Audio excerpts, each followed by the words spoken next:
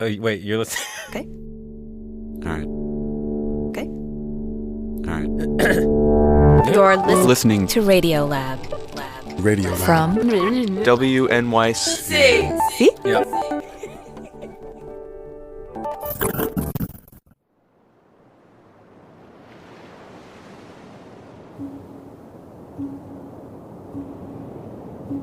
So when we're at sea, beyond the ship lights, it's absolutely dark. Especially if it's a cloudy night. I mean, it's as dark as anywhere you can get on the planet. And if they turn out the lights on the ship, I mean, it's just astonishing. You know, when you're there in like complete darkness. It's a funny presence. It's hard to describe, but you do feel like, you know, it's there and it's like, I don't know, it sounds weird. It's probably left over some terror of the dark we have. Who knows? But yeah, you feel like it's asking you something.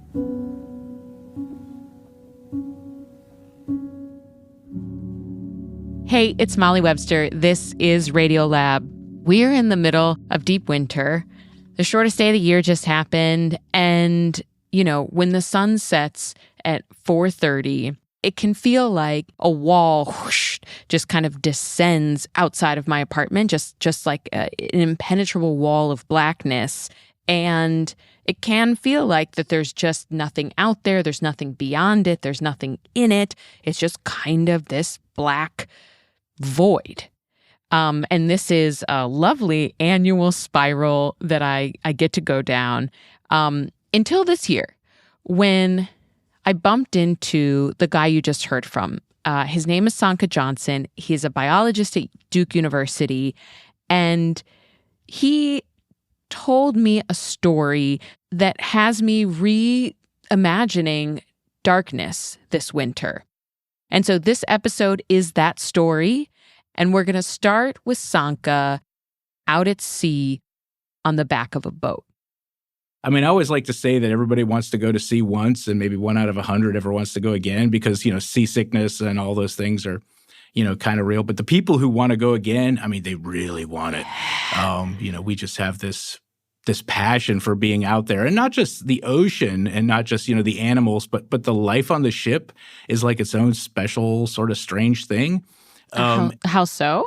Well, everything is decided for you. I mean, you know, you don't get to decide breakfast. You don't get to decide, you know, lunch or dinner. You live in a very small room. I mean, one of my rooms was so small that the bottom half of my bed actually went into the wall. And so, you know, I would crawl in and, you know, my upper part of my body was still in a room and the other half was like dug into the bowels of the wall of the ship. Wow. And yeah, extremely industrial. If you like trees or anything green or anything like that, it's just, you know, a pile of steel. A bit like an oil rig platform without the oil, but it's still got the smell.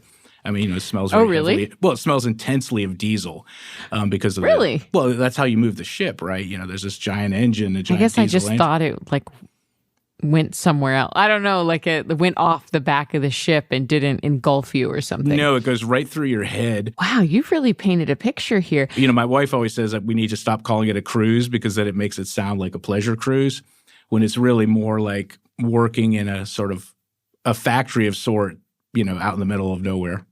And what Sönke's doing out there is releasing these giant nets off the back of the ship, and the nets get lowered down deep into the sea. Like we're talking 10,000 feet almost. And they're trying to capture these creatures that live in a world where light and dark play out a battle of life and death. It's pitch black. You won't see anything. And so 80 to 90% of the species down there can make light. They're running around with little flashlights under their eyes and shining them forwards to look for things. They're fishing with light. You know, they're using their own light and the light of others to basically find each other and most of the time try to eat each other, every now and then try to mate. Some of these animals, their whole body is covered with lights. And so, we're collecting these animals in one way or another, and then we photograph them in a dish, and literally it usually takes about 100 to 200 shots to get a nice shot of an animal. Wow. It's a very frustrating process. Love doing it, but there was this group of animals that we simply could not get a good photograph because they were just so, basically incredibly black, to the point which, when you took a picture of them, all you saw was like a black shape in the middle of the picture. You're not seeing gills, you're not seeing fins, you're just looking at what looks like a two-dimensional cutout shape of a fish. Normally, when you look at things and we take it for granted, even when we look at things that are quite black, we see the shape of it. Like, weirdly enough, one of the darkest things in our lives is a new automobile tire. And when you look at a tire, it looks like a tire, right?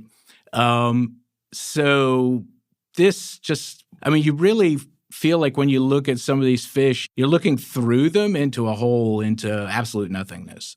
Wow. Okay. So what are the certain fish or species? They're called the dragonfish, and they're sort of like the evil fish predators of the deep. They're kind of long and skinny, and they're lit up with a few lights on their bodies, and they tend to have pretty impressive teeth that are so long that they actually have slots in their forehead so that they can close their jaw without the teeth punching into their brain. They slide their teeth into their skull. Yeah, so when, they shut their jaw, if they didn't do this, they would literally impale their own brain with their teeth. That is going to be the best thing I hear all day. And the other group were the anglers that, people saw in Finding Nemo, where they're hanging a little bioluminescent lure on basically a little stick, over their face. And so if the angler isn't extremely dark, that bioluminescence lights up its body, which makes it not a very successful lure. So, you imagine you're some poor little fish. You swim up to see this nice, tasty-looking bioluminescent sphere, and then, you see a pair of, big eyes and a giant body and all this other kind of stuff leering back at you. You're probably going to back off. And so anglerfish need to be really dark so that they avoid lighting themselves up. That's fascinating. So it's not even necessarily, sometimes I think really dark to blend in or something. Well, it is.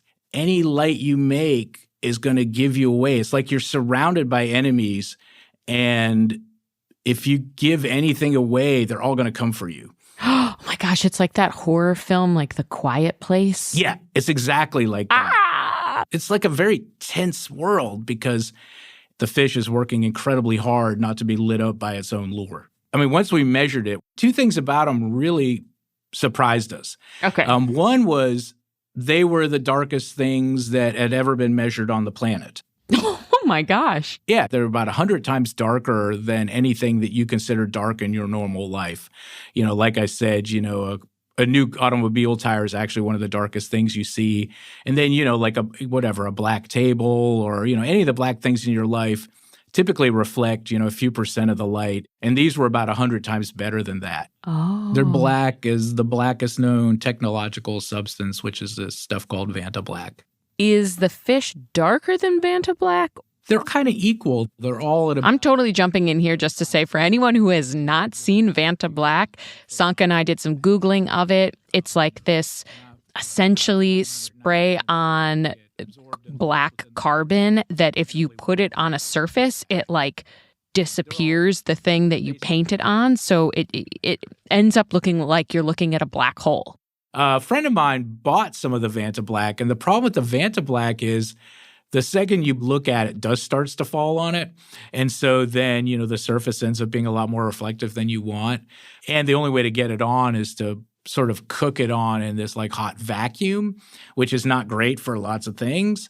And here, these animals are absorbing nearly all the light, and they're still able to swim around. It's really rugged. It's really robust. Wow. Okay, so you're staring at the blackest black. Mm-hmm. And you're not like, all right, job well done. Nah. We've done it. No, not quite. What happens next? The other thing, yes, we sort of learned in the measurement was, and this kind of blew us away because, people talk a lot about natural selection and evolution and how, animals, have a strong pressure to increase their ability to do something.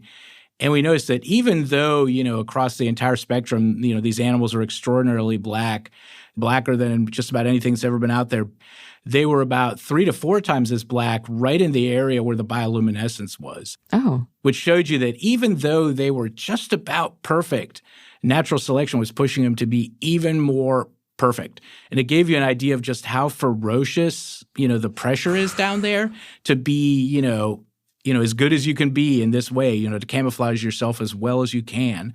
So we knew they were fighting really hard, and we wanted to know how they were doing it. Like, how do you create the blackest black? Yeah, exactly. If they're fighting that hard to do it, they must be doing, something pretty cool. The journey to discover that very cool thing takes Sönke from butterflies to the moon and completely shifts around my understanding of darkness. And that's all coming up after the break.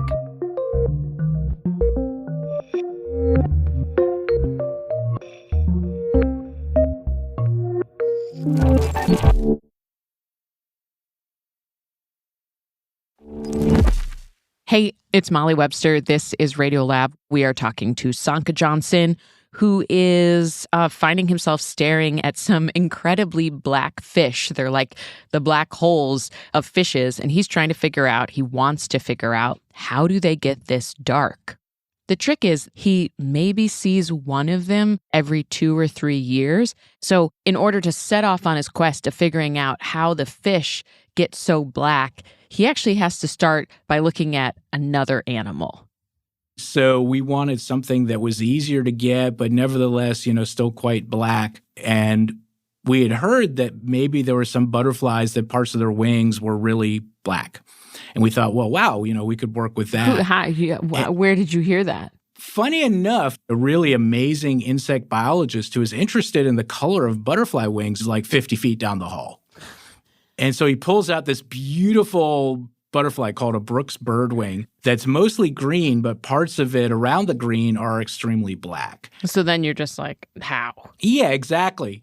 Because, the first thing you might think is, well, if you want to make something really black, just keep adding more and more pigment. Like if you want to put something really black on like a painting or something, just keep adding more and more black paint. Mm-hmm. Turns out that doesn't work.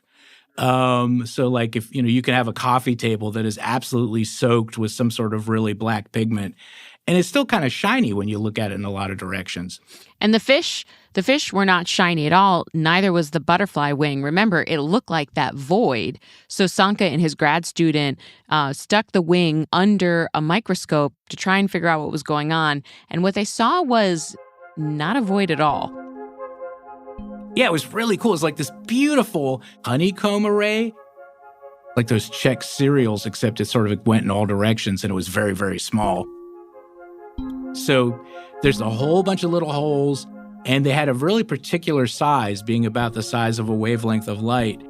And we got all excited about that because once it gets through, it's like there's this undercarriage that's like this crazy pinball machine where the light just sort of bounces around, sort of unhappily and can never find its way back out the hole. Like if you fell through a hole in the ice and you're trying to swim around, and so your chance of actually getting back out of the ice is really low. So turns out to make something really dark, you also have to mess with the structure of it. You have to kind of create a weird little forest where photons go to die. There's some things going on with pigments, but for the most part, it's just about how this butterfly wing is made at a microscopic level. And we really had that hammered in when Alex took some of this, black and green part of the wing, and he did a certain kind of microscopy that requires that you first spray kind of like a gold coating on top of them. Okay. And normally that makes whatever you spray, well, it looks kind of gold. It looks like it just got sprayed with metal, like the Tin Man in The Wizard of Oz. And they were still black. And they were still green. So it didn't matter. You spray all this gold on it. Really? Yeah. They were just perfectly black still, perfect, which meant that even though we had covered up all the color, all the pigment, but we left the structure alone was enough to keep the wing completely black. It's like, so you're really diving deep into actually like what color is. Yes. It is a hard concept for my brain to think structure It's really thinking about the physics of color, right? Yeah, Which exactly. you don't often think about. You just think there is a color, there's a paint, there's a thing, and I put it on something, and it is that. But like the idea that you could cover up the color and the structure could still make a color. Yeah. Yeah, it's like what gives them their beautiful green color or blue color or whatever is actually when you look at them in a microscope, they're just a forest of funny little structures. Really? And those little structures preferentially reflect certain kinds of light. And in the case of the black parts, they reflect nothing. But what we really wanted to do is get back to the fish because, we really like the fish. And so, at this point, we knew that they had to be doing something really special with their structure. And we wanted to know what that was. And we expected to see something kind of like what we saw in the butterflies. Like the honeycomb forest. Yeah, something like a honeycomb forest or like this, this crazy pinball structure or something to suck up all the light. And it wasn't what we saw at all. Instead, we saw this, basically it's, I don't know how many people still eat Tic Tacs, but, imagine if you don't eat Tic Tacs. You're talking to a person that will still eat a Tic Tac. I love Tic Tacs or, all They're those just sort of perfect. mints. They're sort of shaped, kind of like an oval. It's like mini pills. Mini pills. Yeah, like tiny pills, right? And they're all piled together. And that's pretty much what we saw, which you saw that in the fish? In the fish, inside the fish skin. And so, in each one of those little Tic Tacs is something called a melanosome. It's like a little structure that holds melanin, the thing that makes many animals dark. Whoa, wait, okay. So is a melanosome a cell or it's something that's inside something a cell? Inside a cell. Okay. Typically inside a cell, it's pretty small and it's shaped like a Tic Tac, and it absorbs light. And normally when you're looking at an animal that's dark, there are a few of these melanosomes in each cell. But in this case, there was this massive proliferation of them. The fish, they just sort of went nuts and, just sort of making tons and tons and tons of these things to the point where, the whole inside of the skin of the fish was just this crammed together pile of melanosomes. And we knew that wasn't enough. Like I said before, having a lot of pigment isn't enough to make something really dark. You have to have the right structure to go with it. And we thought that was going to be really easy to figure out, like, what's going on. This involved basically a bunch of math. The problem is it's not so hard to understand how light interacts with a particle when it's all by itself.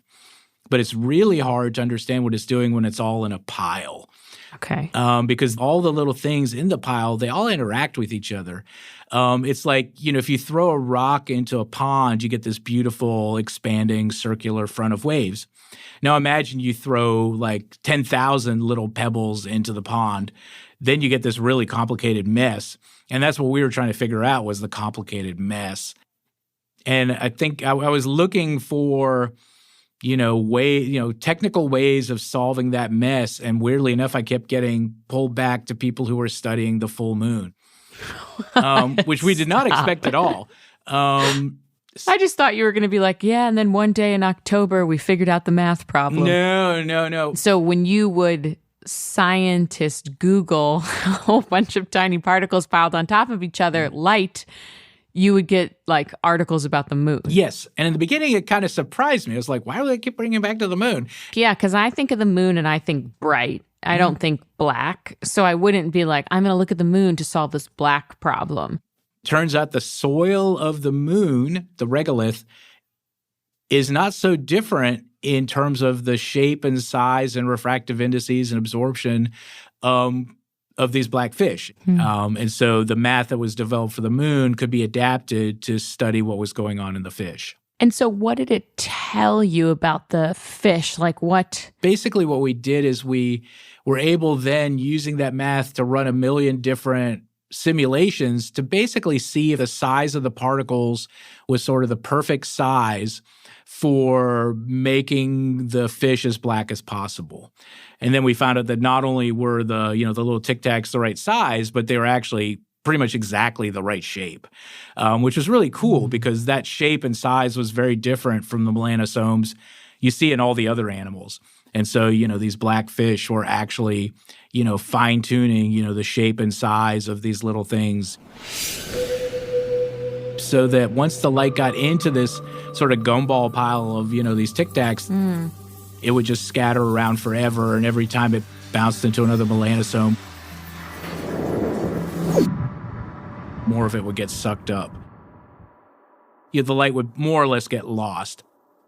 And it ended up having a lot of implications for engineers who wanted to build things like this to make, really black things, that they can use in cameras and spectrometers and a ton of other equipment. People have engineers have co-opted this research? Yeah, we see papers on it. Lots of engineers trying to make little Tic Tacs that they're, spraying on different surfaces or incorporating different surfaces to make really dark materials. Solar cells are a really big deal because, everyone's trying to optimize the amount of, electricity you can get out of a solar cell. But then also a lot of the sort of the internal parts of things that we use involving light, cameras and things of that sort.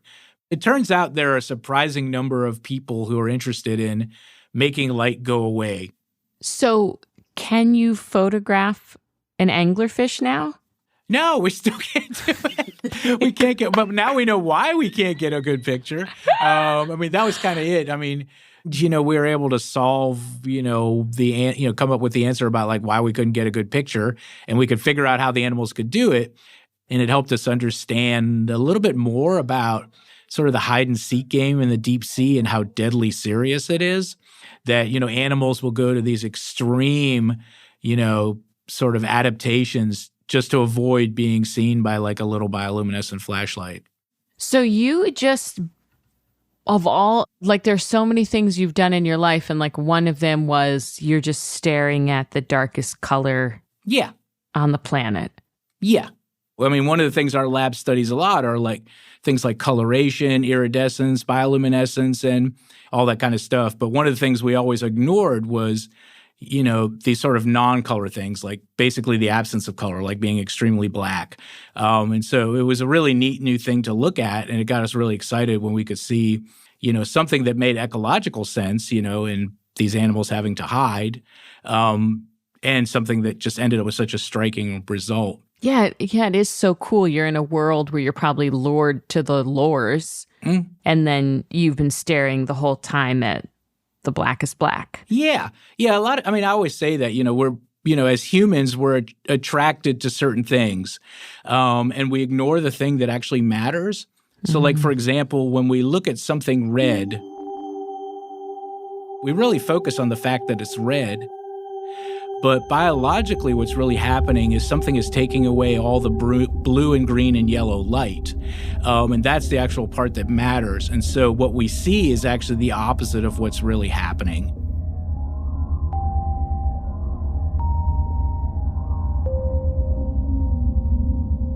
What that means is that the darkness, whether you're talking about a fish or the looming gloom outside of your window, what feels like an emptiness, Sönke's saying that it actually contains multitudes.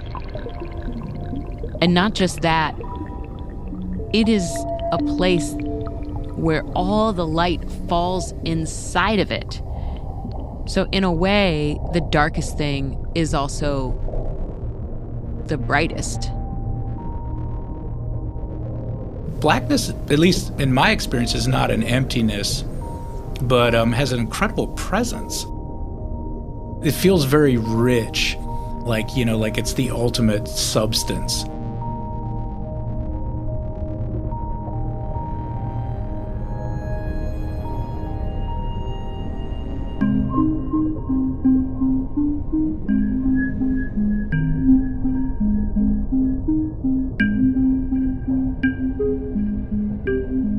This episode was reported by me, Molly Webster. It was produced by me, Rebecca Lax, and Pat Walters. It was edited by Pat Walters. It was fact-checked by Natalie Middleton, with mixing from Jeremy Bloom. We also featured music by Norwegian pianist Vetle Nara.